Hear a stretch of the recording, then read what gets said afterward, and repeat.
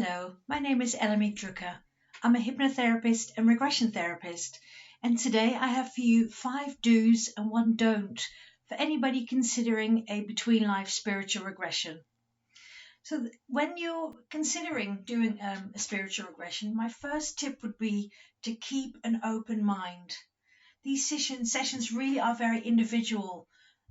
Whatever happens for you for your session will be right for you. Whatever information you need to receive, you will receive. But please do keep an open mind because anything can happen during sessions like this. And secondly, I would say trust your therapist.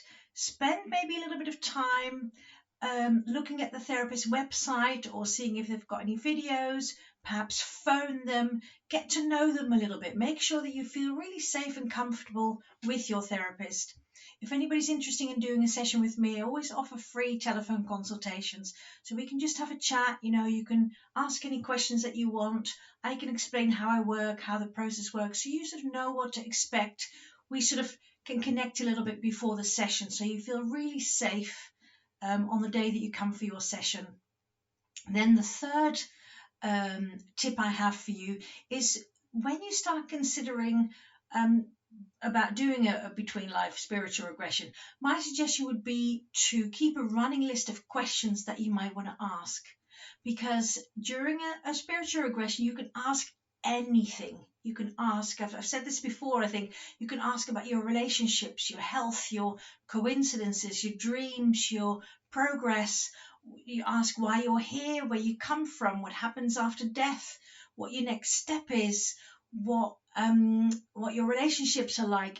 Anything and everything you can ask. So these are often sort of like more soul-searching questions, and perhaps are not necessarily the questions that you can just rattle off just like that. But it might be sort of more questions as you go through your day, through your weeks. Things might pop up. You might suddenly remember, oh yeah, I used to have this dream when I was growing up, and I wonder what that means. Or why do I keep seeing orange cats crossing me by? Or what is this fascination I have with Greece? Whatever it is, but keep a running list. And then obviously shortly before your session, should you decide, I now already have the answer for that, or it's not so important, you can cross it off. But then you've given yourself the best possible chance to ask anything that you really always wanted to know.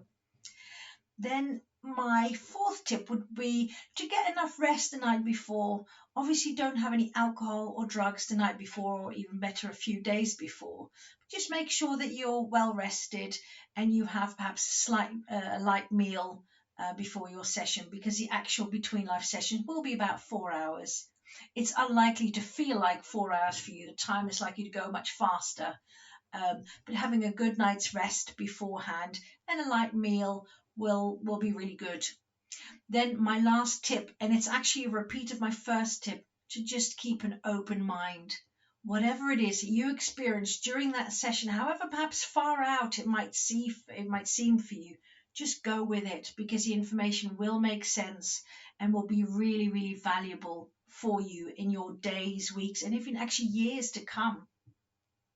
So my last tip, and that's actually a don't, and it's perhaps counterintuitive, but my suggestion would be not to read any books about this subject. And the reason I say that is because, as I said, everybody's experience is very, very personal. And if you were to read lots of other people's experiences, or if you watch lots of YouTube videos about this, you might sort of start to get expectations about what you might see in your session, what your guide might look like, what they might tell you. And that could stop you from, as I said before, keeping an open mind.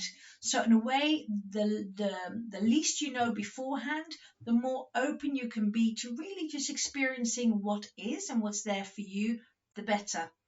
Obviously, if after your session you want to read up about it and perhaps see what other people thought, that's fine. But my suggestion would be really to hold off getting too much input from what other people's experiences are like, so you can really just focus on your own inner experiences. So I hope these tips help for you. As I said, if you feel drawn, if it resonates for you to book a spiritual regression with me or with any of my colleagues, please feel free to do so. And I hope these tips help for you. Thanks for watching, and see you again soon. Bye-bye.